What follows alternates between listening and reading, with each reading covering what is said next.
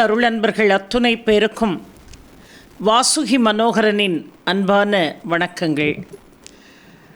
இன்றைய தினம் நீண்ட நெடுங்காலமாக நீங்கள் எல்லோரும் என்னிடம் கேட்டுக்கொண்டிருந்த ஒரு அருமையான தலைப்பிலே இன்றைக்கு நான் பேச இருக்கிறேன். பல நாட்களாக என்னிடம் கேட்டுக்கொண்டிருக்கக்கூடிய தலைப்பு என்ன என்று கேட்டால், கொடுமையான திருஷ்டி எங்களை விட்டு நீங்க வேண்டும். கண் திருஷ்டியால் நாங்கள் மிகவும் சிரமப்படுகிறோம், ரொம்ப கஷ்டப்படுறோம். அதிலிருந்து நாங்கள் வெளியே வரணும். அதற்கு என்ன பரிகாரம், என்ன உபாயம், நாங்கள் நிரந்தரமான நிம்மதியை அடைவதற்கு எது வழி? ஏன்னா கந்திஷ்டியால் நாங்கள் ரொம்ப அவதிப்படுகிறோம் என்று கேட்டுக்கொண்டே இருக்கிறீர்கள். அதனால்தான் இந்த பதிவை இன்றைக்கு நான் உங்களுக்கு தருகிறேன். கந்திஷ்டிங்கிறதுலாம் உண்மைதானாமா அப்படின்னு சில பேர் கேட்கிறார்கள்.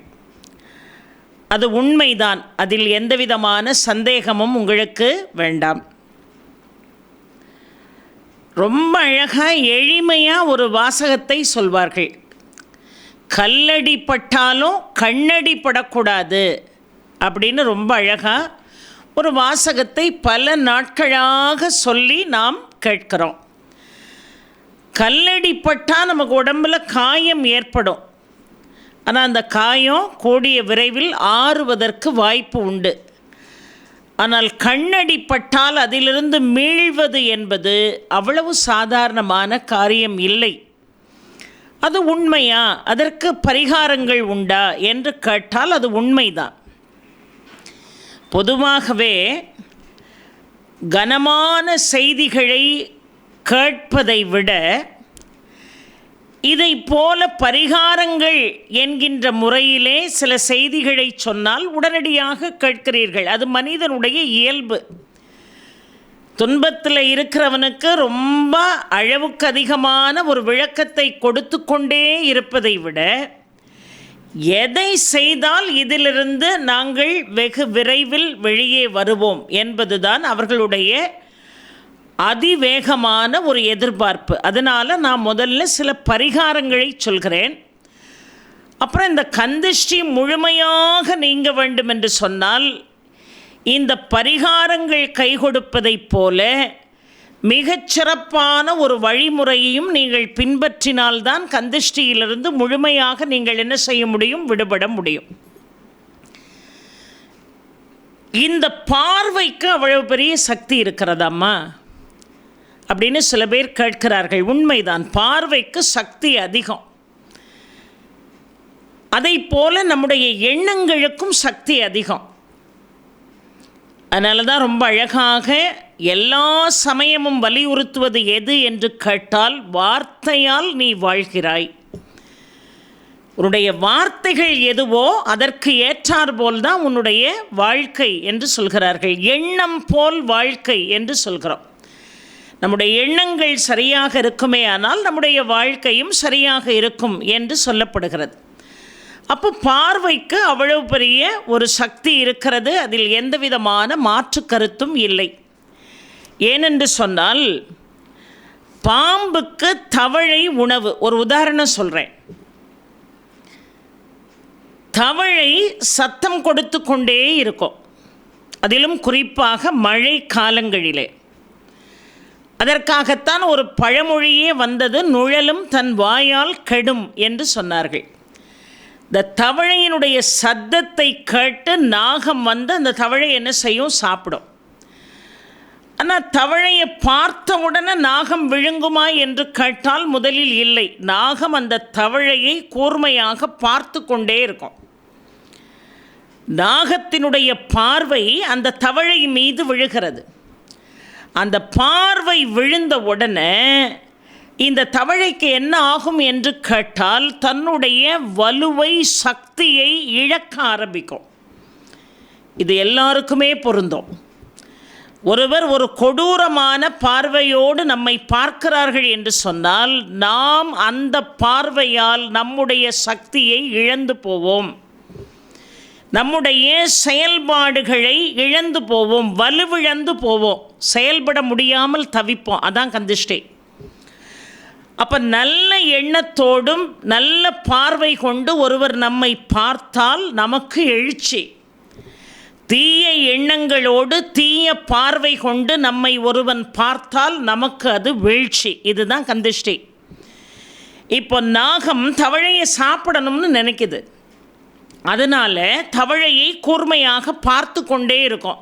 இந்த நாகத்தினுடைய பார்வை தவளை மீது நெருக்கமாக படுகின்ற பொழுது தவளை தப்பித்து செல்ல வேண்டும் என்கின்ற எண்ணத்திலிருந்து விடுபட்டு தன்னுடைய சக்தி இழந்த நிலையில் அந்த இடத்துல இருக்கும். நாகம் வெக இலகுவாக சென்று தவளையை கவ்விக்கொள்ளும். இதுதான் எல்லாவற்றுக்கும் இருக்கக்கூடிய ஒரு முறை. ஒரு புலி ஒரு மானை வேட்டையாட நினைக்கிறது என்று சொன்னால் மானை பார்த்த மாத்திரத்தில் மானை துரத்தி கொண்டு அந்த புலி ஓடாது. அப்படியே அந்த புதற்குள்ளே மறைந்திருந்து அதனுடைய நடவடிக்கைகளை பார்த்து கொண்டே இருக்கும். ஒரே மானை திரும்ப திரும்ப பார்க்க பார்க்க அந்த மான் தன்னுடைய நிலையிலிருந்து சாந்தமாகி போகும். அதால் செயல்பட முடியாது, முழு அமைதியாக அது இருக்கும். செயல்படாத நிலைதான் தீவிரமான அமைதி என்று அழைக்கப்படுகிறது. அப்போ அந்த பார்வை கொடூரமாக அதன் மீது விழுகின்ற பொழுது அடுத்து என்ன செய்ய வேண்டும் என்கின்ற சிந்தனையை இழக்கக்கூடிய அளவிற்கு ஒரு அமைதியான நிலைக்கு போயிடுது அந்த மான். அதற்கு பிறகு மிக எளிதாக இந்த புலியானது சென்று மானை தாக்குகிறது. அப்போது ஒன்றை தாக்க வேண்டும் என்று சொன்னால், ஒரு பாதிப்பு நமக்கு ஏற்படுகிறது என்று சொன்னால், மற்றவர்கள் நம்மீது வீசக்கூடிய பார்வை கணை, அந்த பார்வைகளுக்கு அஸ்திவாரமாக இருக்கக்கூடிய அவர்களுடைய எண்ணங்கள், இந்த ரெண்டும் சேர்ந்து ஒருவனை பாதிக்குமா என்று கேட்டால் 100% ஒருவனை பாதிக்கும். அம்மா, இப்பேற்பட்ட இந்த கொடூர பாதிப்பிலிருந்து நாங்கள் எப்படி விடுபடுறது அப்படிங்கிறது தான் நிறைய பேருடைய கேள்வியாக இருக்கிறது. முதல்ல கந்திஷ்டி ஒருத்தனுக்கு வருதுன்னு சொன்னால், திருஷ்டியால் ஒருத்தன் பாதிக்கப்பட்டிருக்கான்னு சொன்னால் அதுக்கு என்ன அறிகுறி அப்படிங்கிறத நம்ம ரொம்ப பார்க்கணும் கவனமாக. முதல்ல உடல்நல குறைவு ஏற்படும். இப்போ எல்லாருக்கும் உடல்நல குறைவு இருக்கான்னு கேட்டால் நிறைய பேர் உடல்நல குறைவோடு தான் இன்றைக்கி இருக்கிறோம். அதுக்கு எல்லாத்துக்குமே காரணம் கந்திஷ்டிங்கிறது இல்லை. அடிக்கடி உடல்நல குறைவு வரும். இன்றைக்கி தான் ஒரு விஷயத்துலேருந்து மீண்டு ஹப்பா அப்படின்னு பெருமூச்சு விட்டுருப்போம், அடுத்தாப்பில் ஒரு பிரச்சனை இந்த உடல் ரீதியாக நமக்கு காத்திருக்கோம். அப்போ அடிக்கடி உடல் நலத்தில் கோளாறுகள் வருகிறது என்று சொன்னால் திருஷ்டி அதற்கு ஒரு மூலாதாரமாக இருக்கிறது என்பதிலே எந்த விதமான ஐயப்பாடும் இல்லை. அதை போல் ரொம்ப அசதி இருக்கும், அவர்களால் சரியாக செயல்பட இயலாது, அசதி இருக்கும். எப்போ பார்த்தாலும் சோம்பல் அவர்களோடே குடிகொண்டிருக்கும். சுமாராக கூட அவர்கள் சுறுசுறுப்பாக இருக்க மாட்டார்கள், சோம்பலாக இருக்கும். எந்த ஒரு காரியத்தை செய்வதற்கும் அவர்களுக்கு ஒரு எண்ணமே மனசில் எழாது. அப்படியே உட்கார்ந்த இடத்த யாருக்கு கொடுப்போம் அப்படிங்கிற மாதிரி சோம்பலாக சோம்பி திரிந்து அமர்ந்திருப்பார்கள். புது ஆடை அணிந்தார்கள் என்று சொன்னால் அந்த ஆடை அடிக்கடி கிழியும், இல்லைன்னு சொன்னால் கரை படியும். ஏதோ ஒன்று அந்த ஆடையில் அடிக்கடி நடக்கணும். என்றைக்கும் ஒரு நாள் காஃபி குடிக்கிறோம், காஃபியோ டீயோ செதறி சாரி மேலே விழுது அப்படின்னா அது யதார்த்தமாக நடக்கக்கூடிய விஷயம். அது ஒரு சின்ன கவனக்குறைவால் நடக்கக்கூடிய விஷயம். ஆனால் அடிக்கடி நாம் கட்டக்கூடிய புது ஆடைகள், எப்போ புது ஆடை கட்டினாலும் அதில் ஒரு சின்ன கிழிசல் வருது, இல்லை கரை படிகிறது என்று சொன்னால் கண்ணை மூடிட்டு சொல்லலாம் நமக்கு நிறையா திருஷ்டிகள் இருக்குது அப்படின்னு. அதை போல் ஏதாவது ஒரு பிரச்சனையை வாழ்க்கையில் சந்தித்து கொண்டே இருக்கணும். பிரச்சனைக்கு மேலே பிரச்சனை வந்துக்கிட்டே இருக்கும். நிறைய பண விரயங்கள் ஆகும். அதாவது வரவு கொஞ்சம்தான் இருக்கும், செலவுகள் அளவுக்கு அதிகமாக இருக்கும். வரவுக்கு மிஞ்சின செலவுன்னு சொல்லுவாங்க பாருங்கள், அது திருஷ்டியால் ஏற்படும். நிறைய தடைகள் வரும். தடைகள், அதாவது சீக்கிரமாக நினைத்த மாத்திரத்தில் ஒரு காரியம் அவர்களுக்கு நிறைவேறாது. ஒரு காரியத்தை நிறைவேற்றுவதற்கு படாத பாடு அவர்கள் படணும். நிறைய தடைகள் வரும், நிறைய பொருள் இழப்புகள் வரும். எப்போ பார்த்தாலும் மனசில் மகிழ்ச்சி இல்லாமல் ஒரு சோகம் அவர்களை சூழ்ந்து கொண்டே இருக்கும். பொருள்கள் காணாமல் போகும். அந்த பொருள் கடைசி வரைக்கும் உங்கள் கைக்கு என்ன செய்யாது, கிடைக்காது. குடும்பத்தில் எப்போ பார்த்தாலும் கணவன் மனைவிக்கோ இல்லை தகப்பனுக்கோ மகனுக்கோ இல்லை தாய்க்கோ மகனுக்கோ அடிக்கடி வாக்குவாதங்களும் சண்டை சச்சரவுகளும் எழுந்து கொண்டே இருக்கிறது என்று சொன்னால் 100% அந்த வீட்டில் நிம்மதி குறைந்து போகும். திருஷ்டியால் தான் அது நிச்சயமாக என்ன செய்யும், ஏற்படும். நீங்கள் யார்ட்டையாவது போய் சாஃப்டாக பேசினா கூட பதில் ரொம்ப கோபத்தோடு நம்மை நோக்கி வரும். எரிந்தெறிந்து விழுவார்கள். சில நேரம் வீட்டில் இருக்கக்கூடிய ஆடவர்களாக இருந்தாலும் சரி, பெண்களாக இருந்தாலும் சரி, வீட்டில் இருக்கக்கூடிய குழந்தைகளாக இருந்தாலும் சரி, ஏதாவது ஒன்றை கேட்கிறோம் என்று சொன்னால் சாந்தமாக பதில் சொல்ல மாட்டாங்க. எரிஞ்சு என்ன செய்வாங்க, விழுவாங்க. சாப்பிட்ற ஆகாரம் குறையாக சாப்பிடுவாங்க. வீட்டில் சாப்பாடு இருக்கும், ஆனால் அவர்களால் வயிறு நிரம்ப சாப்பிட முடியாது. இருந்தும் கொடுத்து வைக்காது. கைக்கு எட்டினது வாய்க்கு எட்டாது. சாப்பிடணும்னு நினச்சிருப்பாங்க, ஆனால் சாப்பிட்றதுக்கு அவர்களுக்கு அந்த வேலை வராது. இன்னும் சொல்லப்போனால் எப்போ பார்த்தாலும் தூங்குனா நல்லாயிருக்கும், நல்லா தூங்கிக்கிட்டே இருந்தால் நல்லா இருக்கும் அப்படிங்கிற உணர்வு யாருக்கிட்ட இருக்கோ அவர்களுக்கு திருஷ்டி அளவுக்கு அதிகமாக இருக்கிறது என்று பொருள். பண விரயம், பல வழிகளில் பண விரயம் ஏற்பட்டால் கூட ரொம்ப செலவழிகிறது எதுக்குன்னு கேட்டிங்கன்னா மாத்திரைகளுக்கும் மருந்துகளுக்கும் நிறைய செலவழியும். நிம்மதி இருக்காது. என்ன வாழ்க்கை வாழ்கிறோம் அப்படிங்கிற ஒரு சோர்வு இருக்கும். எதையுமே முனைப்பாக செய்யணுங்கிற எண்ணம் இருக்காது. வாழ்க்கையில் ரொம்ப பெரிய இடத்துக்கு வரணும் அப்படிங்கிற சிந்தனையெல்லாம் இருக்காது. அப்படியே மந்தமாக இந்த அறிவானது கூர் மழுங்கி செயல்படாமல் இருக்குமே. ஆனால் மற்றவர்களுடைய தீய பார்வைகள் நம்மை பாதித்திருக்கிறது என்பதிலே எந்தவிதமான ஐயப்பாடும் இல்லை. நான் இதுக்குரிய பரிகாரங்களை சொல்லிவிட்டு அதற்கு பிறகு ரொம்ப முக்கியமான ஒரு விஷயம் சொல்லுவேன். அதுதான் இந்த டாப்பிக்கினுடைய ஹைலைட். அதை நீங்கள் பின்பற்றினா மட்டும்தான் இப்போ நான் சொல்ல போகிற பரிகாரங்கள் எல்லாம் உங்களுக்கு நிச்சயமாக என்ன செய்யும், கை கொடுக்கும். எப்பொழுதுமே அறகுறையாக ஒரு விஷயத்தை தெரிந்து கொள்ளாமல் கந்திஷ்டின்னா என்ன, அந்த கந்திஷ்டி வந்ததுன்னா நமக்கு வாழ்க்கையில் என்னென்ன பிரச்சனைகள்லாம் வரும், அந்த பிரச்சனைகள் எதனால் வருது, அந்த பிரச்சனைகளை நீக்கிறதுக்கு என்ன பரிகாரம், இதெல்லாம் பார்க்குற அதே நேரம் இந்த கந்திஷ்டி நீங்குவதற்கு என்னுடைய பங்கு என்ன, நான் என்ன செய்யணும், அதுவும் என்ன செஞ்சுருக்கணும், தெரிஞ்சிருக்கணும். அதைத்தான் நான் ஃபைனலாக உங்களுக்கு நான் சொல்லி இந்த அருமையான இந்த எபிசோடை நான் முடிப்பேன். இந்த மாதிரி கந்திருஷ்டிகள் இருக்குது, இதுக்கு என்னம்மா பரிகாரம், இதிலிருந்து நாங்கள் வெளியே வர்றது எப்படி அப்படின்னு அழுவதை போல கேட்கிறார்கள். எத்தனையோ முறை கேட்குறோம், இந்த தலைப்பை நீங்கள் கொடுங்க அப்படின்னு சொல்கிறாங்க. நான் பல முறை நான் சொல்லியிருக்கிறேன். வெளியே நிறைய இடங்களுக்கு நான் நிகழ்ச்சிக்கு போக வேண்டியது இருக்குது, என்னுடைய அலுவலக பணிகளை நான் பார்க்க வேண்டியது இருக்குது. அதே நேரம் என்னால் முடிந்த அளவிற்கு இறைவனுடைய அனுகிரகத்தினால் சில விஷயங்களை படித்து அதை சிந்தித்து நான் படித்ததை ஃபில்ட்ரு பண்ணி உங்களுக்கு நான் கொடுக்கறதுக்கு எனக்கு கொஞ்சம் நேர அவகாசம் தேவைப்படுகிறது.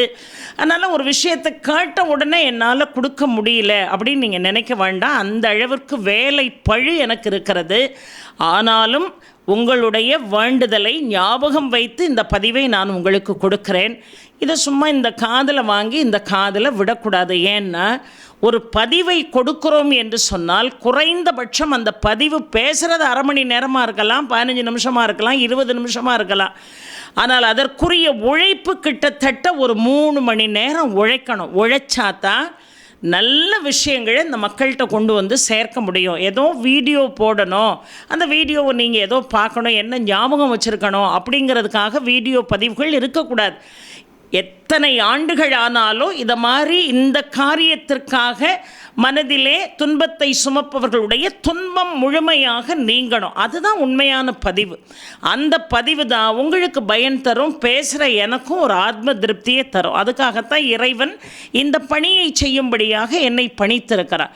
அதனால் பரிகாரங்களை கேட்பதோடு மட்டுமல்லாமல், அந்த பரிகாரங்களை செய்வதோடு மட்டுமல்லாமல், பரிகாரத்தை செய்பவர்கள் எப்படி இருக்க வேண்டும் என்பதையும் உணர்ந்து அந்த பரிகாரங்களை செய்தால் இந்த கந்திருஷ்டி என்கின்ற துன்பத்திலிருந்து நீங்கள் முழுமையாக என்ன செய்ய முடியும், நீங்க முடியும்.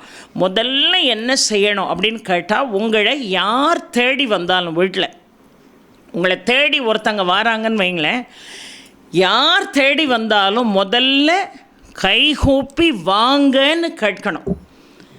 இதெல்லாம் கேட்பதற்கு சும்மா ஒரு சாதாரண ஒரு வாசகம் மாதிரி தெரியும். ஆனால் இதில் இருக்கக்கூடிய பலன் அதை அனுபவித்தால் மட்டும்தான் தெரியும்.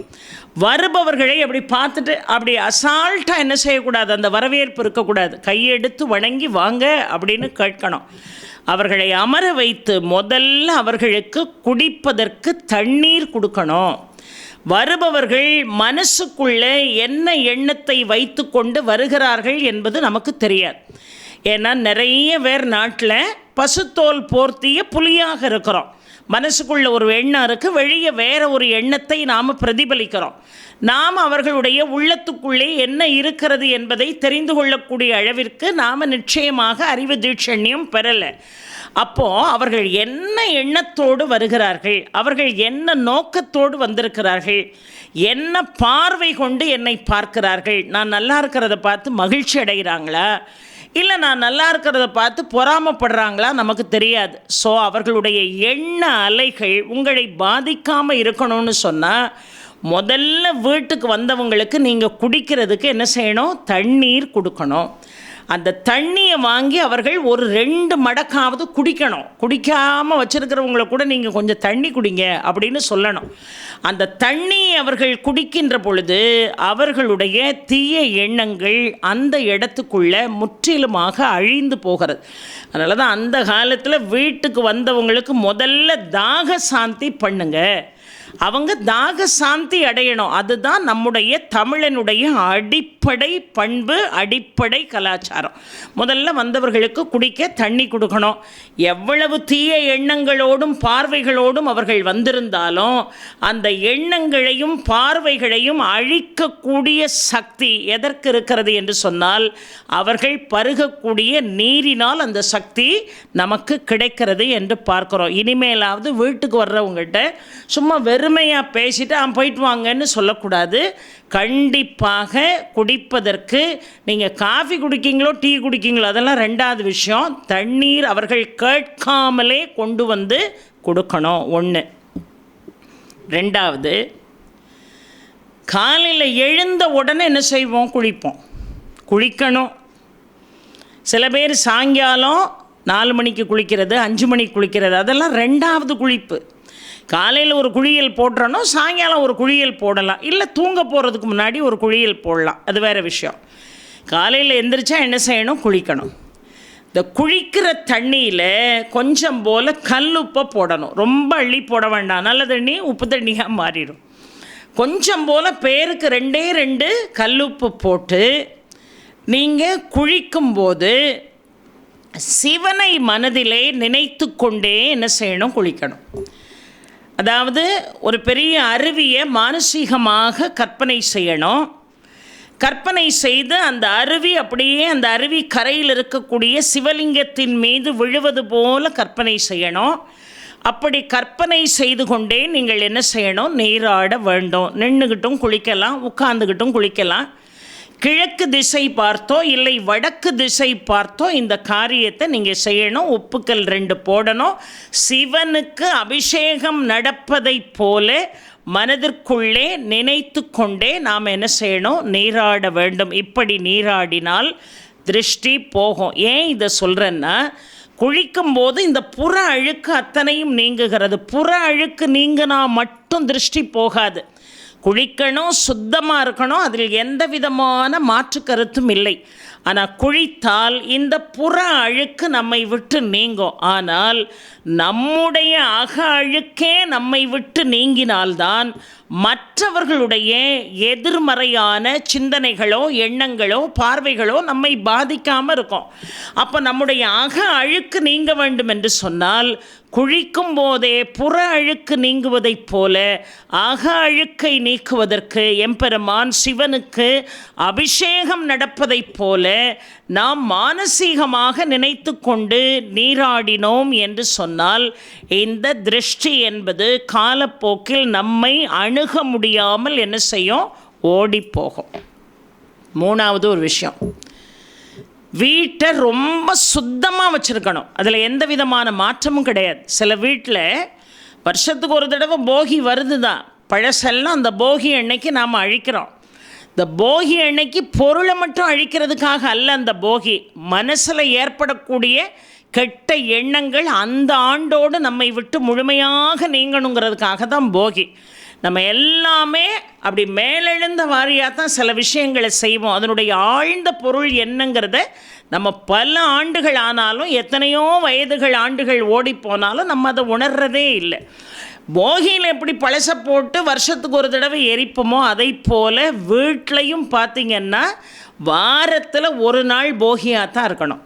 வாரத்தில் ஒரு நாள் தேவையில்லாத குப்பைகள், சில பேர் பார்த்திங்கன்னா அது ஒரு வகையான ஒரு வியாதி. அது அந்த வியாதியில் பார்த்திங்கன்னா இவ்வளோ காணும் பேப்பர் முதற்கொண்டு சுருட்டி சுருட்டி சுருட்டி சுருட்டி ஜன்னலில் செருகி வச்சுருக்கிறது, கண்ட இடத்துலையும் குப்பை, அங்கன ஒரு குப்பை இங்கன ஒரு குப்பை, தானியங்கள் அங்கே சீரழிஞ்சு கிடக்கும். வீட்டுக்குள்ளே நுழையும் போதே இந்த வீட்டில் உட்காரலாமாங்கிற டவுட்டு நமக்கு வந்துடும். அந்த அளவுக்கு வீடு சில இடங்களில் குப்பையாக இருக்கும், அழுக்கு துணியெல்லாம் தோரணமாக தொங்கும். நான் ஒன்று சொல்கிறேன், வீட்டில் எல்லா இடங்களும் சுத்தமாக இருக்கணும். குறிப்பாக 2 இடங்கள் அதி சுத்தமாக இருக்கணும். ஒன்று நம்ம சாப்பிடக்கூடிய அறை, இன்னொன்று நம்ம பயன்படுத்தக்கூடிய கழிவறை. இந்த 2ம் சுத்தமாக இல்லைன்னா அந்த வீட்டில் யார் அவர்களுடைய எதிர்மறை சிந்தனைகளை கொட்டினாலும் அந்த வீடு அதை அப்படியே வாங்கி வச்சுக்கிடும் கையில், அதை அப்படியே அப்சர்வ் பண்ணி வச்சுக்கிடும். ஒரு பஞ்சில் தண்ணி ஊற்றுனீங்கன்னா அந்த பஞ்சு எப்படி அதை அப்சர்வ் பண்ணி வச்சுக்கிடுமோ அதை போல் இந்த எதிர்மறை சிந்தனைகள், வருபவனுடைய எதிர்மறை சிந்தனைகள் அத்தனையும் அப்படி அப்சர்வ் பண்ணி கையில் வச்சுக்கிற மாதிரி அந்த வீடு வச்சுக்கிடும். அதனால தான் வீடு அவ்வளவு சுத்தமாக இருக்கணும். நம்ம தனியாக டைனிங் ஹால்லாம் எங்கள் வீட்டில் இல்லைம்மா, நாங்கள் ஹாலில் தான் உட்காந்து சாப்பிடுவோம் அப்படின்னா சாப்பிட்டு முடித்த உடனே சிந்தாமல் சாப்பிடணும். அப்படியே சிந்தின பருக்க கிடந்தால் அதெல்லாம் கைட்டு சுத்தம் பண்ணிவிட்டு தண்ணி போட்டு அந்த இடத்த நல்லா துடைக்கணும். அந்த இடம் சுத்தமாக இருக்கணும். இது எல்லாருக்கும் பொருந்தும். சாப்பாட்டுக்கு வழி இல்லாமல் நான் இன்றைக்கி கூழு தாமா வச்சுருக்கேன் குடிக்கிறவன் அப்படின்னா கூட கூழை குடிச்சிட்டு அந்த இடத்த சுத்தம் பண்ணணும், அந்த பாத்திரத்தை சுத்தம் பண்ணணும். சாப்பிட்டு முடித்தோன்னு அந்த வாயை நம்ம சுத்தம் பண்ணுறோமா இல்லையா, பகவானுக்கு நன்றி சொல்லிவிட்டு இந்த காரியங்கள் எல்லாம் செய்யணும். ஏன்னா சுத்தம் சோறு போடும்னா. அதனால தான் கூழானாலும் குழித்து குடி, கந்தையானாலும் கசக்கி கட்டுன்னு நமக்கு குழந்தையிலேருந்தே சொல்லி கொடுத்துருக்காங்க. ஆக பெரிய டைனிங் டேபிள் இருக்கணும், அது யானை தந்தத்தால் அந்த டைனிங் டேபிள் செஞ்சுருக்கணும், அதில் தான் நான் உட்காந்து சாப்பிடுவேன், அந்த டைனிங் டேபிளை நான் தண்ணி போட்டு துடைப்பேன். இல்லை, நம்ம வீட்டில் சாதாரணமாக நம்ம பொங்கின பாத்திரத்தெல்லாம் எடுத்து கொண்டு வந்து நடு வீட்டில் நம்ம ஏற்றார் போல் வைத்து கொண்டு சம்மணக்கால் போட்டு உட்கார்ந்து தான் அந்த காலத்தில் எல்லாரும் கூடி சாப்பிட்டோம். சாப்பிட்டு முடித்த உடனே அந்த சாப்பாட்டுக்குள்ளே போட்டு வச்சுருக்கிற கரண்டிகளெல்லாம் எடுத்து கழுவிடணும். இந்த கரண்டியை உள்ளே போட்டு மேலே ஒரு மூடியை போட்டு நடுவில் ஒரு ஓட்டை கிடக்கும் பாருங்கள், அது வழியாக பூச்சிப்பட்டைகள் உள்ளே போயிட்டாலும் நமக்கு ஆபத்து. கரண்டி காயக்கூடாது. அன்னம் வைக்கக்கூடிய பாத்திரங்களோ அன்னத்தை எடுக்கக்கூடிய கரண்டியோ காய்ந்து போனால் திருஷ்டி நம்மை சேரும். அதெல்லாம் சுத்தப்படுத்திட்டு பருக்கையெல்லாம் எச்செல்லாம் எடுத்துட்டு அந்த இடத்த நல்லா தண்ணி போட்டு லேசாக என்ன செய்யணும், மெழுகணும் அப்படின்னு நம்முடைய முன்னோர்கள் நமக்கு அருமையாக சொல்லி கொடுத்தார்கள். அப்பேற்பட்ட வீட்டில், குப்பை இல்லாத வீட்டில் எப்பேற்பட்ட எதிர்மறை சிந்தனைகளும் நம்மை பாதிப்பதற்கு வாய்ப்பு என்பது இல்லை. கழிவறையை மிகச் சுத்தமாக வைத்திருங்கள். அது ஆரோக்கியத்துக்கு மட்டுமல்ல, வீட்டினுடைய வளர்ச்சிக்கும் அது ரொம்ப முக்கியமான ஒரு இடம். அதை போல் சாப்பிட்ற இடம், ஒரு மனிதனை எடை போடுறதே அவன் சாப்பிட்ற முறையை வைத்து தான் ஒரு மனிதனை எடை போடுகிறார்கள். அதை ரொம்ப சுத்தமாக வச்சுருக்கணும். அதை போல் காலையிலையும் சாயங்காலமும் வீடு வாசல்லாம் தூத்து, கருக்கலுக்கு முன்னாடி 5 மணிக்கு முன்னாடியே தூத்து நல்ல அருமையாக அந்த குப்பைகளையெல்லாம் அள்ளி வாசல் பெருக்கி நல்ல தண்ணி தெளித்து கோலம் போட்டு சுபிட்சமாக வைத்து கொண்டாலே உள்ள நுழைபவனுடைய எண்ணங்கள் எதுவாக வேண்டுமானாலும் இருக்கட்டும், அது நம்மை பாதிக்காது. வீட்டை சுத்தமாக வச்சுருக்கணும். அடுத்தாப்பில் தென்கிழக்கு மூலை, அது ரொம்ப முக்கியம் வீட்டுக்கு. இந்த வாஸ்துங்கிறது இன்னைக்கு வந்ததல்ல, எத்தனையோ யுகங்களுக்கு முன்னாடியே வாஸ்து இருக்கிறது. அந்த தென்கிழக்கு மூலை தான் அக்னி மூலை என்று சொல்கிறார்கள். அந்த அக்னி மூலையில் காலையில் சாயங்காலமானால் வீட்டில் தீபம் ஏற்றுவோமா ஏற்ற மாட்டோமா? ஏற்றுவோம்ல, கண்டிப்பாக தீபம் ஏற்றணும்மா. நான்லாம் ஒரே ஒரு நாள் வெள்ளிக்கிழமை மட்டும்தாம்மா விளக்கு ஏற்றுவேன்னா இந்த பதிவை தயவு செய்து கேட்க வேண்டாம். நீங்கள் வேறு ஏதாவது நல்ல அருமையான நல்ல என்டர்டெய்னிங் ப்ரோக்ராம் ஏதாவது பார்க்கலாம். ஒன்று செய்கிறதா இருந்தால் அதை என்ன செய்யணும், சரியாக செய்யணும். காலையிலையும் சாயங்காலமும் அது ஒரு மண் சிட்டிகை விளக்காக கூட இருக்கலாம். தங்க விளக்கில் தான் தீபம் ஏற்றணும்னு யாரும் சொல்லலை, வெள்ளியில் தான் தீபம் ஏற்றணும்னு யாரும் சொல்லலை. இருக்கிறவன் ஏற்றுறான், இல்லாதவன் ஒரு மண் சிட்டிகையில் நீங்கள் என்ன செய்யலாம், தீபம் ஏற்றலாம். ஆனால் அந்த தீபம் காலையில் வீட்டில் எரியணும், சாயங்காலமும் அந்த தீபம் ஏற்றப்படணும். அதோடு சேர்த்து வீட்டினுடைய அந்த தென்கிழக்கு பகுதி, அதான் அக்னி மூலைன்னு பேர். அம்மா எங்கள் வீட்டில் போர்ட்டிக்கோலாம் இல்லைம்மா, நாங்கள் சும்மா ஒரு சின்ன ஒரு வீட்டில் தான்மா இருக்கோம். அது சின்ன வீடாக இருந்தாலும் சரி, அது 10,000 ஸ்கொயர் ஃபீட்டில் ஒருத்தன் வீடு கட்டியிருந்தாலும் சரி, கண்டிப்பாக அதுக்கு கிழக்கு மேற்கு வடக்கு தெற்கு வாயு மூலை தென்கிழக்கு மூலை ஈசானிய மூலை கன்னி மூலைங்கிறது கண்டிப்பாக இருக்கும். அதில் எந்த மாற்றமும் இல்லை. ஆக வீட்டுக்குள்ளே கூட போர்ட்டிக்கோல இடம் இல்லை, வீடு மட்டும்தாம்மா இருக்குது, இறங்கின உடனே தெரு வந்துடும் அப்படின்னு சொன்னால் கூட அந்த வீட்டுக்குள்ளே தென்கிழக்கு திசையை தேர்வு செய்து கண்டிப்பாக ஒரு தீபம் ஏற்றணும். யார் என்ன எண்ணங்களோட நீங்கள் வீட்டுக்குள்ளே யார் உங்களை தேடி வந்தாலும் சரி, நீங்கள் வெளியே போகிற இடத்துல யார் உங்களை பார்த்தாலும் சரி, திருஷ்டி ஏதோ அவர்களை அறியாமல் அவர்களை பற்றி கொண்டாலும் சரி, இந்த காரியங்களை எல்லாம் நீங்கள் செய்தீர்கள் என்று சொன்னால் திருஷ்டி உங்களை வந்து சேர்வதற்கு வாய்ப்பு என்பது இல்லை. அதை போல வடகிழக்கில், வீட்டினுடைய வடகிழக்கு பகுதியில் கண்டிப்பாக ஒரு துளசி ஏற்றணும்.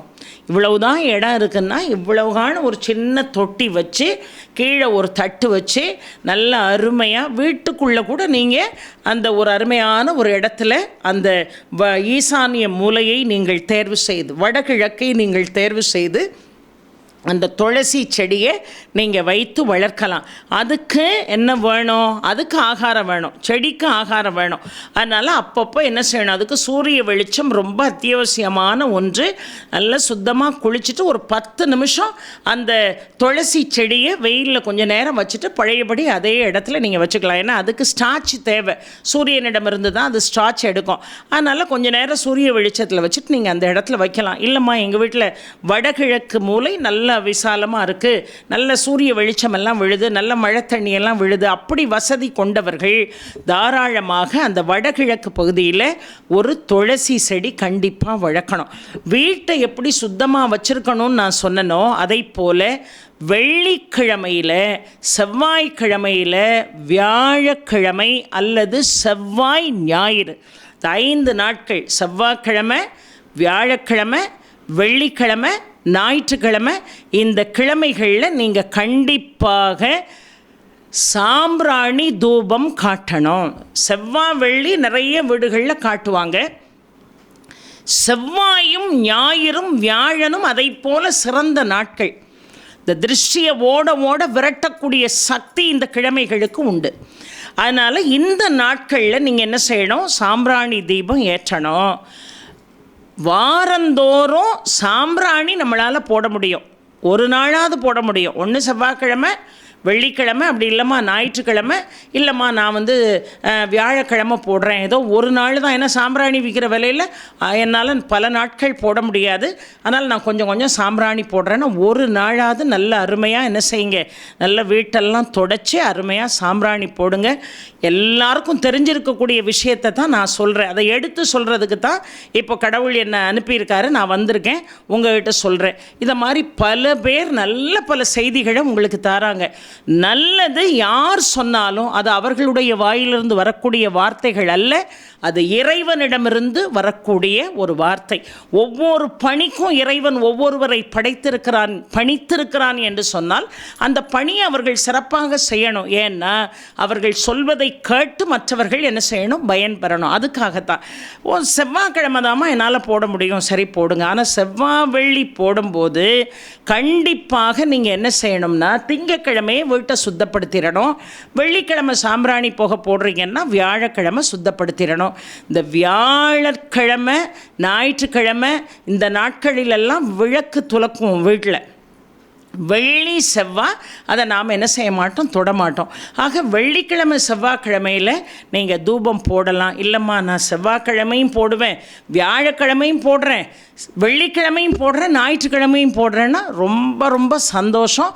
தாராளமாக நீங்கள் சாம்பிராணி தூபம் நீங்கள் போடணும்.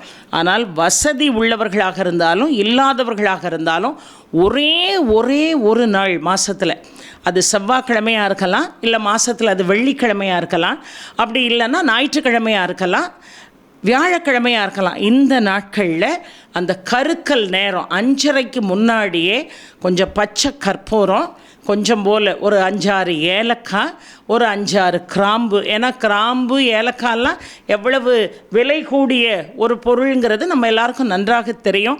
அதனால் அதை என்னால் தினமும் செய்ய முடியுமான்னு சொன்னால் கூட ரொம்ப சந்தோஷம்தான். அவ்வளவு செல்வ செழிப்பு மட்டுமல்ல, எந்த தீய சக்திகளும் வீட்டுக்குள்ளே நுழையிறதுக்கு 110%, 110%னா 100 விட ரொம்ப ஜாஸ்தி. அதுக்காக நான் அதை சொல்கிறேன். அந்த அளவுக்கு ஒரு முழுமையான ஒரு ஆகர்ஷணத்தையும் சக்தியையும் அந்த குடியிருக்கக்கூடிய வீடுகளும் அந்த வீட்டுக்குள்ளே இருக்கக்கூடிய ஆட்களையும் அந்த சுபிட்சம் வந்து சேரும். கொஞ்சம் பச்சை கற்பூரம், கொஞ்சம் போல் ஏலக்காய், கொஞ்சம் கிராம்பு, இவ்வளத்தையும் நீங்கள் அருமையாக எரித்து, அதாவது சூடத்தை வச்சு ஏற்றிட்டு அதில் கொஞ்சம் ஏலக்காய் போட்டு கொஞ்சம் கிராம்பு போட்டு அதில் வரக்கூடிய புகையை வீடு முழுவதும், வீட்டை சுற்றி உள்ள இடங்கள்லையும் அந்த தூபம் அங்கும் இங்குமாக அந்த தூபத்தை நாம் அனுப்பினோம் என்று சொன்னால் அந்த வீடு சுபிட்சம் பெறுவது மாத்திரமல்ல, தனவசியம் ஏற்படுவது மாத்திரமல்ல, திருஷ்டி அந்த வீட்டையோ அந்த வீட்டை சார்ந்தவர்களையோ வந்து சேராமல் இருக்கும் என்பதில் எந்த விதமான மாறுபட்ட கருத்தும் இல்லை. அதைப்போல வீட்டினுடைய சுற்றுப்பகுதிகளையும் நல்ல சுத்தமாக வச்சுருக்கணும். எங்கேயுமே குப்பையை சேர்த்து வச்சுருக்கக்கூடாது. குப்பை இருக்க அந்த வீட்டில் தர்திரம் தாண்டவம் ஆடுறது மட்டும் இல்லை, யாருடைய எதிர்மறை சிந்தனைகளும் உங்களை உடனடியாக அஃபெக்ட் பண்ணும். அதனால தான் நல்ல சுத்தமான ஆடை போடணும். எவ்வளவு கஷ்டம் இருந்தாலும் குளித்து நல்லா அவங்களுடைய மத சம்பந்தப்பட்ட அருமையான அந்த முத்திரைகளை தரித்து பார்க்குறதுக்கே ஒரு தெய்வ கடாட்சமாக அம்சமாக இருக்கணும். யாருடைய பார்வைகளும் உங்களை தாக்குவதற்கு வாய்ப்பில்லை. அதை போல் படிகாரம் கேள்விப்பட்டிருப்பீங்க. இதெல்லாம் காலாகாலமாக நம்முடைய முன்னோர்கள் நமக்கு சொல்லி கொடுத்த விஷயந்தான். அந்த காலத்தில் கேஸ் ஸ்டவ்வெல்லாம் இல்லை. அந்த காலத்தில் அடுப்பில் விறகு வச்சு தான் நம்மெல்லாம் என்ன செஞ்சோம், சாப்பாடு பொங்கணும். அப்போல்லாம் வாரத்துக்கு ஒரு தடவை இந்த வியாழக்கிழமையோ இல்லை வெள்ளிக்கிழமையோ இல்லை செவ்வாய்க்கிழமையோ ஞாயிற்றுக்கிழமையோ அந்த சூடம் சுற்றுவது போல் படிகாரத்தை கையில் வச்சுக்கிட்டு அவங்க தலையிலேருந்து கால் வரைக்கும் ஒரு பகுதி கூட விடாமல் என்ன செய்வார்கள், அப்படியே தடவுவாங்க. தடவி அந்த விறகு சமையல் முடிஞ்ச உடனே அந்த உள்ளுக்குள்ளே கனல் கிடக்கும் பாருங்க, அந்த கனலுக்குள்ளே அந்த படிகாரத்தை போட்டு வச்சுருவாங்க. அந்த நெருப்பு அணையிற வரைக்கும் அந்த படிகாரம் என்ன செய்யும், அதிலே கிடந்து கொஞ்சம் வெடிக்கிற சத்தமெல்லாம் கேட்கும். மறுநாள் காலையில் அந்த படிகத்தை எடுத்து நீங்கள் பார்த்தீங்கன்னா, அந்த படிகம் இல்லை, அந்த படிகாரத்தை எடுத்து நீங்கள் பார்த்தீங்கன்னா ஒரு மனிதனுடைய ரூபத்தை போலவே அது இருக்கும். நாங்கள்லாம் குழந்தைகள் அதை பார்த்துருக்கோம். அதுக்கப்புறம் அதை என்ன செய்வாங்க, தலையை சுற்றி கொண்டு போய் தூர வீசிடுவாங்க. இன்றைக்கி அடுப்பெல்லாம் நம்ம வீட்டில் இல்லை. அப்போ படிகாரம் என்ன செய்யலாம் அப்படின்னா, படிகாரத்தை வாசலில் கட்டி தொங்க விடுவாங்க. படிகாரத்தை சுத்தணும்னு சொன்னால் நல்லா சுற்றிட்டு வந்து ஒரு வாளியில் தண்ணி வச்சு அந்த தண்ணிக்குள்ளே அந்த படிகாரத்தை போட்டுருங்க. அந்த படிகாரம் முழுவதுமாக கரையட்டும். முழுவதுமாக கரைந்த பிறகு அதை தூக்கி ஜிங்கில் ஊற்றிடுங்க. ஜிங்க்கு சுத்தமாக இருக்கணும். ஜிங்க்குள்ளே எச்சு பாத்திரத்தை கிடந்துக்கிட்டு அது மேலே இதை கொண்டு ஊற்றக்கூடாது. ஜிங்க்கு சுத்தமாக இருக்கணும். வேறு எந்த செடிகள்லையும் இந்த தண்ணியை ஊற்றக்கூடாது. யார் கால் மிதிப்படக்கூடிய இடங்கள்லையும் இந்த தண்ணியை ஊற்றக்கூடாது. ஜிங்கில் இந்த படிகாரம் கரைந்த பிறகு என்ன செய்யணும், அந்த தண்ணியை ஊற்றணும். அது ரொம்ப ரொம்ப விசேஷம். படிகாரம் வீட்டு வாசலில் தான் கட்டணும். எக்காரணத்தை கொண்டும் வீட்டுக்குள்ளுக்குள்ளே படிகாரம் கட்டவே கூடாது. ஒன்று. இன்னொன்று, வளர்பிறையில் வரக்கூடிய சனிக்கிழமை. இப்போ வளர்பிறை சனிக்கிழமை வருதுன்னு வைங்களேன், இல்லை வளர்பிறை முடிந்தவுடன் வரக்கூடிய, அதாவது வளர்பிறை தொடங்கிய பிறகு வரக்கூடிய அந்த சனிக்கிழமையில் வீட்டு வாசலில் 9, அப்படி இல்லைன்னா 11, அப்படி இல்லைன்னா 18, அப்படி இல்லைன்னா 21, அப்படி இல்லைன்னா 27, அப்படி இல்லைன்னா 54, அப்படி இல்லைன்னா 108 மா இலைகள் கொண்டு அந்த மா இலை தோரணம் சனிக்கிழமை தான் கட்டணும். வளர்பிறை சனிக்கிழமையில் தான் கட்டணும். அது மட்டுமல்ல, அதற்கு பிறகு தொடர்ந்து எந்த சனிக்கிழமையாக இருந்தாலும் நீங்கள் கட்டலாம். தொடங்கிறது மட்டும் வளர்பிறை சனிக்கிழமையில் தொடங்கணும். இப்போ வளர்பிறை ஆரம்பிச்சுட்டு நாளை நின்று சனிக்கிழமை வருதுன்னா அந்த மா இலை தோரணம் வளர்பிறை நாட்களில் வரக்கூடிய சனிக்கிழமையில் கட்டணும். வாரந்தோறும் சனிக்கிழமை தோறும் அந்த மா இலையை மாற்றணும். அதனால் ஒவ்வொரு வாரமும் 108 இலை உங்களால் போட முடியாதுன்னா நீங்கள் ஒரு 9 இலை கட்டலாம், 11 இலை கட்டலாம், மேக்ஸிமம் ஒரு 18. அந்த நம்பிக்கை, அந்த நம்பர் நீங்கள் வச்சுக்கிடணும். ஒரு 18 மா இலை நீங்கள் கட்டிடுவீங்க. அதுக்கு பிறகு ஒவ்வொரு சனிக்கிழமையும் அந்த மா இலை கட்டணும். ஏதோ ஒரு சனிக்கிழமை அந்த மா இலை கட்ட முடியாமல் விட்டு போயிட்டுன்னு சொன்னால் நீங்கள் பழையபடி வளர்பிறை சனிக்கிழமையில் தான் அந்த மா இலையை என்ன செய்யணும், கட்ட ஆரம்பிக்கணும். அடுத்தாப்பில் எல்லாரும் கேள்விப்பட்டிருப்பீங்க, ஆகாய கருடன் கிழங்குன்னு ஒன்று. இது எல்லா மருந்து கடைகளையும் நமக்கு கிடைக்கும். அந்த கிழங்கு நீங்கள் பார்த்தீங்கன்னா கரடு முரடாக இருக்கும், அங்கங்கே வேர்கள் துளிர் விட்டுருக்கும். அந்த கிழங்கில் ஒரு பகுதியை வாங்கிட்டு வந்து நல்ல தண்ணியில் நல்லா அலசிட்டு, அந்த வேரை கட் பண்ணக்கூடாது, அந்த வேரோடு தண்ணியில் அலசி அதில் மஞ்சள் குங்குமம் சந்தனம் மஞ்சள் குங்குமம் வச்சு அதை வீட்டுக்கு வெளியே நீங்கள் அந்த கருடனுடைய கிழங்கை கட்டணும். வீட்டுக்குள்ளே கட்டக்கூடாது. கருடன் கிழங்கை இவ்வளோகான்னு வாங்கி கட்டுவீங்க, அது காலப்போக்கில் வளர்ந்து கொண்டே இருக்கும். ஒரு குறிப்பிட்ட நாள் வரைக்கும் அதனுடைய வளர்ச்சி பசுமையாக நம்முடைய கண்ணுக்கு எப்படி கழுவி நீங்கள் மாட்டினீங்களோ அதே மாதிரி அது என்ன செய்யும், இருக்கும். அது வாட ஆரம்பிக்குது இல்லை சுருங்க ஆரம்பிக்கிறது என்று சொன்னால் நம்ம வீட்டில் அளவுக்கு அதிகமாக திருஷ்டி இருக்கிறது என்று பொருள். அந்த வாடினதை வச்சுக்கிட்டே இருக்காமல் அதை நீங்கள் ரிமூவ் பண்ணிவிட்டு பழையபடி நான் சொன்ன இந்த விஷயங்களெல்லாம் நீங்கள் செய்கிற கையோட இந்த ஆகாச கருடன் கிழங்கு வாங்கிட்டு வந்து வேர் நீக்காமல் கழுவி மஞ்சள் சந்தனம் குங்குமம் வச்சு பழையபடி என்ன செய்யணும், வாசலில் நீங்கள் கட்டணும். வீட்டுக்குள்ளே தயவு செய்து கட்டிடாதீங்க. அதை போல் இன்னொரு பரிகாரமாக, திருஷ்டியால் நாங்கள் ரொம்ப சங்கடப்படுறோமா அப்படின்னு சொன்னீங்கன்னா, கொஞ்சம் போல் ஒரு பாத்திரத்தில் நல்லெண்ணெய் ஊற்றி அந்த பாத்திரத்தில் 3 முறை உங்களுடைய முகத்தை நீங்களே பார்த்து உங்களுடைய பெயர் என்னவோ அந்த பெயரை நீங்களே உங்கள் வாயால் அந்த எண்ணெயை பார்த்து உச்சரித்து யாராவது ஒரு ஐயருக்கு பாத்திரத்தோடு அந்த எண்ணெயை தானமாக கொடுத்தால் நம்முடைய திருஷ்டி நம்மை முற்றிலுமாக விட்டு விலகும் என்பதிலே எந்த விதமான சந்தேகம் இல்லை. எப்பொழுதுமே ரொம்ப அழகாக சொல்வார்கள், கட்டை விரல்தான் ஆரோக்கியத்தின் கண்ணாடி. கால் கட்டை விரல் இருக்கு பாருங்க, அதுதான் ஆரோக்கியத்தினுடைய கண்ணாடி என்று சொல்வார்கள். அந்த கட்ட விரலில் இருக்கக்கூடிய அந்த நகக்கண் அது எப்பொழுதுமே கருப்பு மையால் என்ன செய்யணும், ரொம்ப திருஷ்டி இருக்கிறவங்க கருப்பு மை கொண்டு அந்த விரலில் இருக்கக்கூடிய நகத்தை மாத்திரம் என்ன செய்யணும், நாம் மறைத்து வைக்கணும். இன்றைக்கி நிறைய நூதனமான பொருட்கள் எல்லாம் வந்துட்டு நிறைய பேர் நெயில் பாலிஷ் எல்லாம் போடுறோம். அந்த நெயில் பாலிஷ்லேயுமே இன்றைக்கி நிறைய பிளாக் கலர்ஸ் எல்லாம் உங்களுக்கு கிடைக்கிது. அந்த பிளாக் கலர் நெயில் பாலிஷ் வாங்கி கூட அந்த 2 பெரு விரல் கட்டை கட்டை விரலில் நீங்கள் இந்த நகத்தி மேலே பூசுனீங்கன்னு சொன்னால் நிச்சயமாக திருஷ்டி என்பது உங்களை பாதிக்காது. ஏன்னா திருஷ்டி இருக்குன்னா தான் அடிக்கடி எடறி கீழே விழுவோம், பட்ட காலிலே படும் கெட்டகுடியே கெடுன்ற மாதிரி அதே காலில் பழையபடி நமக்கு அடிப்படும். அதுக்காகத்தான் இந்த மையை வைத்து அருமையாக அதை பூசி வைக்க வேண்டும் என்று சொன்னார்கள். உப்பு சுற்றி போட்டு அதை கரைய விடுறது நமக்கு தெரியும். சில பேர் கடுகு சுற்றி போடுவாங்க. இன்னும் சொல்லப்போனால் வெண்கடுகு, காய்ந்த மிளகாய் வற்றல், அப்புறம் வெற்றிலை, அப்புறம் கற்பூரம், கருப்பு உளுந்து, இந்த 5 பொருளையும் எடுத்து மீண்டும் ஒரு முறை சொல்கிறேன். வெண்கடுகு, காய்ந்த வத்தல், வெற்றிலை, கற்பூரம், அது பச்சை கற்பூரமாகவும் இருக்கலாம், சாதாரண கற்பூரமாகவும் இருக்கலாம், கருப்பு உளுந்து, இந்த 5ஐயும் எடுத்து நல்ல ஒரு துணியில் கூட நீங்கள் வச்சுக்கலாம், இல்லாட்டா கையில் கீழே சிந்தாமல் வச்சு நல்ல 21 முறை நீங்கள் சுத்த சொல்லணும். வயதில் மூத்தவர்கள் வயதில் இளையவர்களுக்கு சுத்தணும். அம்மா என்னை விட வயதில் மூத்தவர்கள் எங்கள் வீட்டில் யாரும் இல்லைன்னா நீங்கள் உங்கள் குழந்தைகளுக்கெல்லாம் சுற்றுங்க.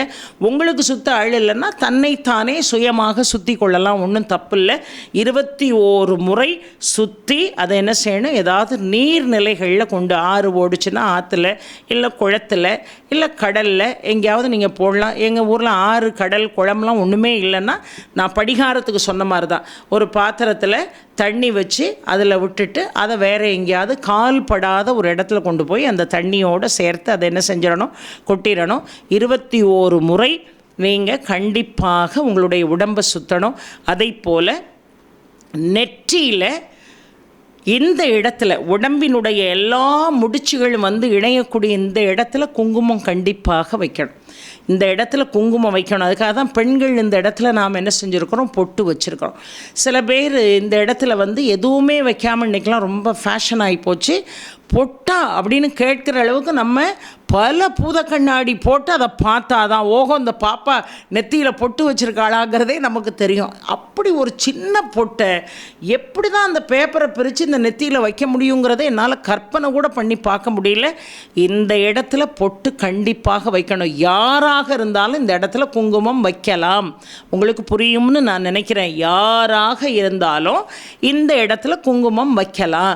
இந்த வகுடு கும்பிடும் குங்குமம் மட்டும்தான் கணவனோடு மகிழ்ச்சியாக வாழ்பவர்கள். இந்த வடுகளை என்ன செய்கிறோம், இந்த அருமையான இந்த உச்சந்தல இடத்துல நம்ம குங்குமம் வைக்கிறோம். மற்றபடி எந்த பெண்களாக இருந்தாலும் நெற்றி பொட்டில் குங்குமம் வைப்பதற்கு எந்த தடையும் இல்லை.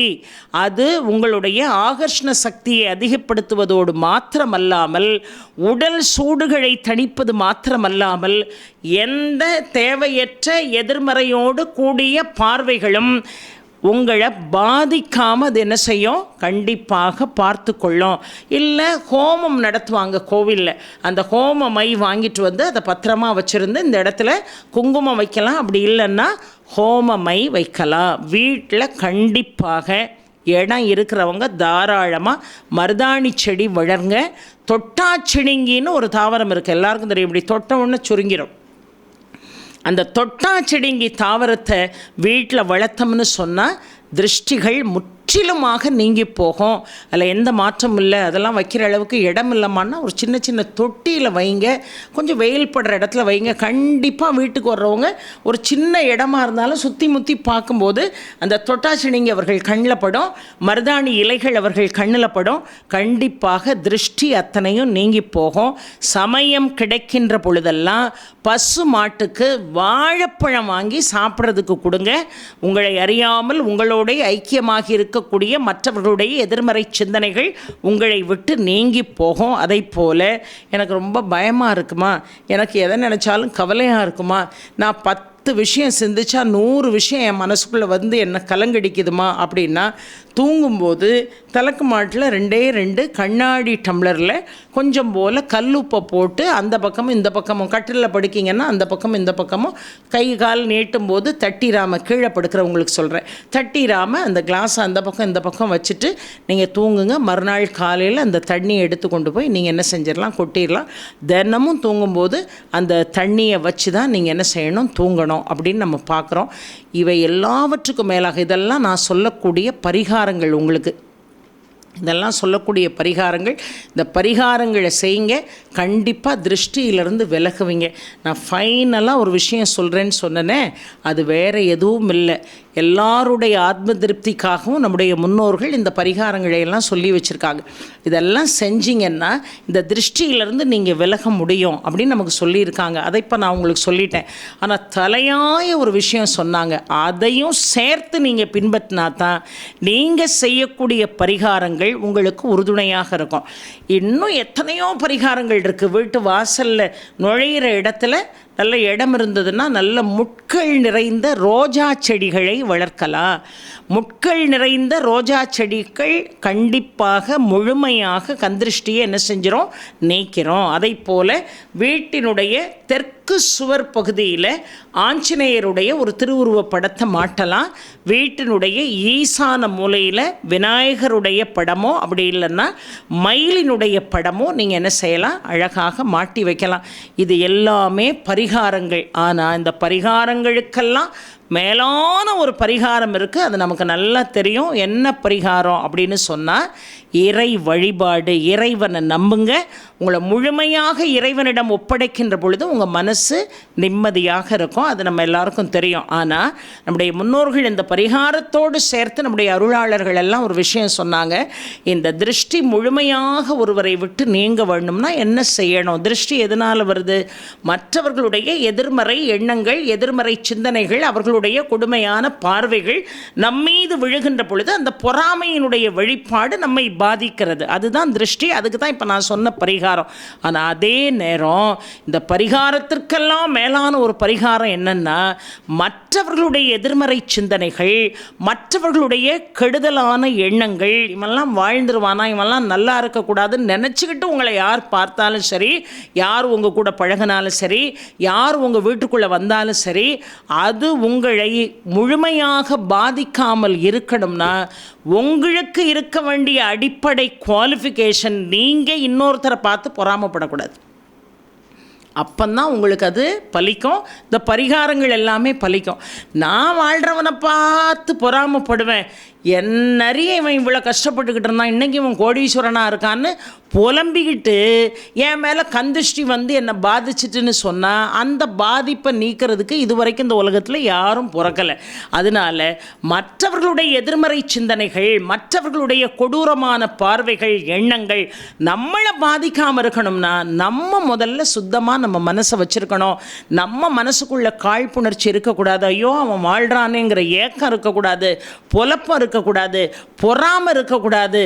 மனசை நாம் சுத்தமாக வச்சுக்கிட்டு நாம் நம்ம மனசை சந்தோஷமாக வச்சுக்கிட்டா தான் இன்னொருத்தருடைய தேவையற்ற பார்வைகள் உங்களை பாதிக்காமல் இருக்கும். அப்போ அவனுடைய பார்வையால், அவனுடைய எண்ணங்களால் எனக்கு பாதிப்பு வந்துடக்கூடாதுன்னு நினைக்கக்கூடிய நீங்களும் தேவையில்லாமல் இவனால் நான் தெருவுக்கு வந்துட்டேன், இவன் பார்வைப்பட்டு தான் நான் இப்படி வீணாக போயிட்டேங்கிற அந்த சிந்தனைகளையெல்லாம் தூக்கி எறிஞ்சிட்டு இறைவனுடைய நாமத்தை சொல்லி உங்கள் மனதை நீங்கள் சுத்தமாக வைத்துக் கொண்டால், உங்கள் மனதை நீங்கள் அமைதியாக வைத்துக் கொண்டால், பொறாமை, தீய எண்ணம் என்கின்ற பிரச்சனை இல்லாமல் உங்கள் மனசை நீங்கள் வச்சுக்கிட்டீங்கன்னா, எதிர்மறை சிந்தனை இல்லாமல் உங்கள் மனதை நீங்கள் பார்த்து கொண்டால், மற்றவர்களுடைய எதிர்மறை சிந்தனைகள் உங்களை பாதிப்பதற்கு வாய்ப்பு என்பதே இல்லை. ஆக என் மனம் நேர்மறையாக இருக்கிறது என்றால் இன்னொருவருடைய எதிர்மறை சிந்தனைகள் என்னை பாதிப்பதற்கு வாய்ப்பு இல்லை.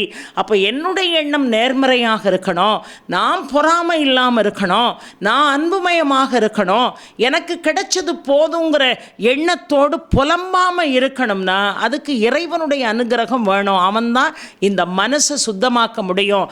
அவனுடைய நாமத்தை இடையராது சொல்லுங்கள், அவனை பற்றி சிந்தித்து கொண்டே இருங்கள். உங்களை சுற்றி நடக்கின்ற எந்த தீய சக்திகளும் உங்களை பின்தொடராமல் இறைவன் உங்களை பாதுகாத்து கொள்வான் என்பதுதான் நிதர்சனமான உண்மை. ஆக இனி கந்திருஷ்டியை பற்றி கவலைப்பட வேண்டாம் என்று நாம் நினைத்தோம் என்று சொன்னால், முதலில் நாம் சரி செய்ய வேண்டியது எதை? நம்முடைய மனதை. நாம் முதலில் சரி செய்ய வேண்டியது எதை? நம்முடைய எண்ணங்களை. பொறாமை இல்லாத எண்ணங்களோடு அன்புமயமாக உண்மையாகவே நான் இருந்தால் மற்றவர்களுடைய அந்த கொடூர பார்வை என்ன பாதிக்காது. சில பேர் சொல்லுவாங்க, நான்லாம் யாரை பார்த்தும் பொறாமப்பட மாட்டோமா, எனக்கு அது ஒரு பெரிய குட் குவாலிட்டின்னு அவர்களை புகழ்ந்து கொள்வார்கள். நம்மை அறியாமல் மனுஷன் ஒரு நீசன், அது எவனாக இருந்தாலும் ஒரு சின்ன பொறாமை அப்படி வந்து எட்டி பார்த்துட்டாது போகும். அந்த எட்டி பார்க்காத நிலை இருக்குமே ஆனால் இறைவன் உங்களோடு இருக்கிறான் என்று பொருள். எத்தனை பேர் கூடி உங்கள் மீது எதிர்மறை சிந்தனைகளை செலுத்தினாலும் உங்களை அது பாதிக்காது. எத்தனை பேர் உங்களை சாபம் போட்டாலும் அந்த சாபம் உங்களை பாதிக்காது. உங்களிடம் குற்றம் இல்லை என்று சொன்னால் எதுவுமே உங்களை பாதிக்கப் போவதில்லை. அதனால தான் கிராமத்தில் பழமொழியாக குற்றமில்லாத திட்டு கூட வராது என்று சொன்னார்களே, அந்த நிலை உங்களுக்கு ஏற்படும். நான் ஆரம்பத்திலே சொன்னது போல, வேட்டையாட நினைக்கின்ற புலியாக இருந்தாலும் சரி, தவளையை விழுங்க நினைக்கின்ற பாம்பாக இருந்தாலும் சரி, கூர்ந்து பார்க்கின்ற பொழுது அந்த தவளையினுடைய பலம் குறைந்து போகிறது, மானினுடைய பலம் குறைந்து போகிறது, சிந்திப்பதற்கு அதற்கு வாய்ப்பில்லாத நிலை ஏற்படுகிறது. அந்த நிலையிலிருந்து நாம் தப்பிக்க வேண்டும் என்று சொன்னால் நம் மனதை எளிமையாக நாம் தூய்மையாக அன்பாக பொறாமையற்ற ஒரு எண்ணத்தோடு நாம் வைத்து கொண்டோம் என்று சொன்னால் இறைவன் என்கின்ற ஒரு மிகப்பெரிய சக்தியினுடைய கவசம் நம்மை சூழ்ந்து நிற்கும். எந்த எதிர்மறை சிந்தனைகளும் பார்வைகளும் கொடூரமான எண்ணங்களும் நம்மை பாதிப்பதற்கு வாய்ப்பு இல்லை என்பதை உணர்ந்து அதன்படி நீங்கள் நடந்து இந்த பரிகாரங்களையும் துணைக்கு அழைத்து கொண்டீர்கள் என்று சொன்னால் சுபிட்சமான வாழ்க்கை உங்களுக்கு நிச்சயமாக கிடைக்கும் என்பதை இந்த வேளையிலே எடுத்து சொல்லி, பல நாட்கள் நீங்கள் கேட்டதை இன்றைக்கு நான் நிறைவேற்றியிருக்கிறேன். தாமதமாக நான் அதை நிறைவேற்றியிருந்தாலும் நிச்சயமாக இந்த பதிவு உங்களுக்கு பலன் கொடுக்கும் என்று நான் முழுமையாக நம்புகிறேன். ஆக திருஷ்டியிலிருந்து விடுபடுங்கள், மகிழ்ச்சியாக வாழுங்கள், மற்றவர்களையும் வாழ்வியுங்கள் என்று சொல்லி அருமையான இந்த வாய்ப்புக்கு இறைவனுக்கு நான் நன்றி சொல்லி மீண்டும் ஒரு நல்ல பதிவிலே உங்களை நான் சந்திக்கிறேன். அதுவரைக்கும் உங்களிடமிருந்து விடைபெறுவது உங்கள் வாசுகி மனோகரன். நன்றி, வணக்கம்.